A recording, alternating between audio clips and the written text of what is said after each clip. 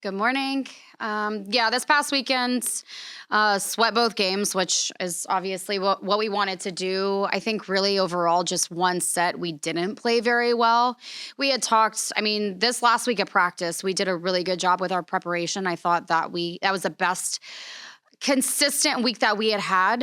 And I mean, we told them that games like this, we should dominate on both sides of the ball. And I think we did for the most part. Like I said, there was only one set that we didn't play very well. But other than that, we took care of business handedly. So coming off of two straight sweeps, how does it feel entering Sunbelt play, even though you're going on the road to San Marcos? Yeah, so we talk about we're starting another part of our season. I say like this is the third part. We had our fall camp, we had our preseason, now we're going in a conference. And message is the same. We still want to win the day. We want to go 1-0 every day, but we have to continue to get better. We have to continue to prepare hard so that we're building our confidence going into these matches. I think winning this weekend, it helps a little bit, but I still think that you come in every day and work hard and continue to build the confidence. Who's on the other side of the net shouldn't matter who we're playing. It's controlling what we can and doing the best that we can and what we do.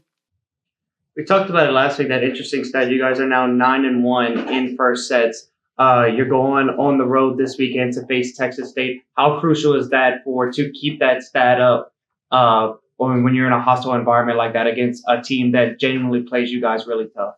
Yeah, I mean that stat is great to have. I love coming out and dominating that first set, and we've been consistent with that all year. But this volleyball itself is it's up and down. It's crazy. I mean, it's the best 3 out of 5 for a reason. We preach that to our team. So regardless of the outcome in the first set, like you still have an opportunity to go tie it up the next one. And I mean, the outcome can go either way after that. So I would love to go out and continue to stay on that streak. But I mean, the game, it could go either way. Kind of talk about the matchup with Texas State. This is the team that is normally really, really gritty against you guys. Like it's normally a fist fight, so to speak, out there. Like it's normally pretty great matches. Kind of what have you seen from them so far, and what kind of challenges do they present to you? Yeah, Texas State, they're always going to be a very, very good team, very well-coached team, a gritty team, and watching them on film and their games so far, they are still very much like that, even though they are a little bit different in their personnel, but, they're still running a 5-1. They still have a very balanced offense. They are going to be a challenge. We're going to have to play well against them, just like any other year that we've faced them. I'm excited to go home. I mean, for me, it's home. A lot of our players, it's home. And we end up getting a good crowd where I think it does help us. But if we continue to play low air volleyball like we did, the last few weeks, then we put ourselves in a better position to be successful. This is the best start the program has had under you so far, and you're one win away from matching last season's win total before Sunbelt play even starts. How does that make you feel as not only a coach, but a mentor for these girls? Yeah, I think it does help. I mean, last year, I think it's hard because of what we went through. I mean, it was a lot of adversity. I mean, you couldn't even make up the things that had happened from an injury standpoint. It was one thing after another. But overall, since, I have started here, I do think it speaks volumes to the players that we do have. I think, we were a little bit more athletic. Our roster's a little bit deeper in areas, which definitely helps. But I think their team chemistry overall, I think that makes a really big difference in how we've been. So I'm hoping that we can continue to go on this streak that we have right now and just go out and play well. Kind of talk about the what I think is a sneaky combo between Kaylin Dimps and Chelsea Gilmore. Kaylin Dimps obviously going to garner a lot of attention. She has a lot of kills this season so far. But Chelsea Gilmore, when she does get her opportunity, she's extremely efficient. Kind of talk about like how challenging that could be for opposing teams. You focus so much on one player, and then you get lulled to sleep with another very efficient hitter. Right. So I actually made that comment today in practice because naturally, I mean, you want to feed the hot hand, and Kaylin has been that for us. And so I stopped us in the middle of sixes and I told both Kaylin and Riley, I said, both of y'all need to hear this. You guys, you've put up great numbers so far, but Texas State is going to see that. And as any team would, they're going to scout against that. So you're going to have hands in your face. One, as a setter, we need to be able to distribute the ball elsewhere. But for Kaylin, she's going to have to find other ways to win other than trying to challenge a block, which is what she likes to do. So, and then CG, I mean, when she gets hot, she gets hot. And so I'm hoping for our sake that does happen this weekend. I think we've done a much better job of, blocking really well or getting touches to where we're putting ourselves in a position for our middles to be up to score. And I'm hoping that our defense is just on their game along with our serve. We put that is part of our defensive scheme is our serve. So if we do our job from the service line, it just helps getting our middles the ball even more. You're starting off conference play with some of the best of the best in your conference right now. What are you looking to see this weekend and go moving forward, like out of your girls? Like, you're going to see the best of the best. Are you excited to see, like, hey, I want to know where we're at right now in conference play?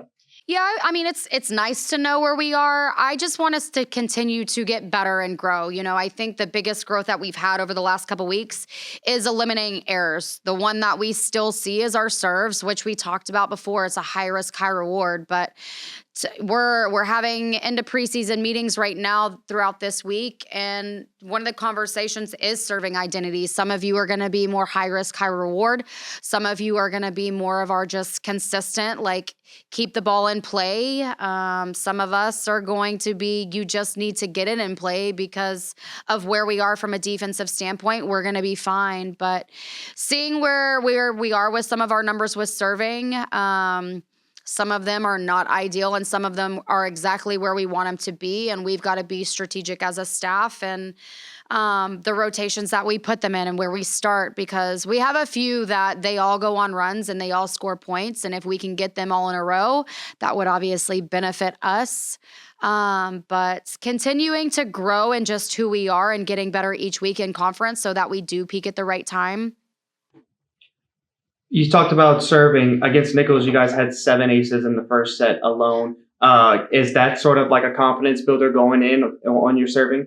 I think it is. I think we ended up having 13 aces, 14 errors, something like that. Anytime that you can go back and get aces like that when you've continued to miss over and over is naturally going to build confidence.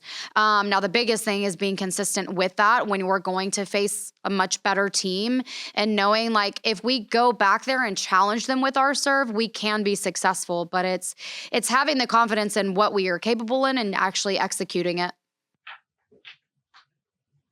Speaking of crowds, you had 2 more good ones. Oh my gosh.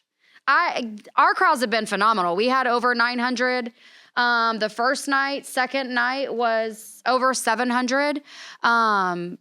It makes a difference. It does from a playing standpoint, a coaching standpoint, just the environment as a whole. I mean, the opposing team, I know it's got to be somewhat overwhelming for them when they come in and they see our fans and hear them. It's not quiet by any means. I know everybody with an Apple Watch, it's telling them like you're in a loud environment.